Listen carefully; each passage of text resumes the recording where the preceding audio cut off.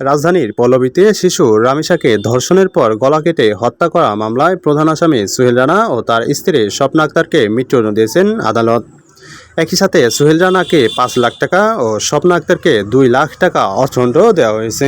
সমাজের শিশুদেরকে এই ধরনের ঘটনা থেকে রক্ষা করার জন্য এবং মানুষের ভিতরে সচেতনতা সৃষ্টি করার জন্য এটা একটি দৃষ্টান্তমূলক একটা বিচার এবং দৃষ্টান্তমূলক অপরাধের শাস্তি হিসাবে এটা আমাদের এই আইনের অঙ্গনে এটা বিরাজ করে। ক্ষতিপূরণ না দিলে আসামিদের স্থাবর অস্থাবর সম্পত্তি নিলামে বিক্রি করে ভিকটিম মৃত রামিসার আইনগত উত্তরাধিকারে দেওয়ার নির্দেশ দিয়েছেন আদালত।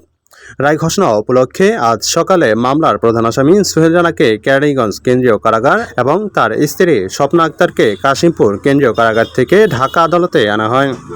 সবশেষে ঢাকা মহানগর শিশু সংস্থার দমন ট্রাইব্যুনালের বিচারক মাসরুম সালিকিন রোববার দুপুর ১২টার দিকে জনাকীর্ণ আদালতে এই মামলার রায় ঘোষণা করেন।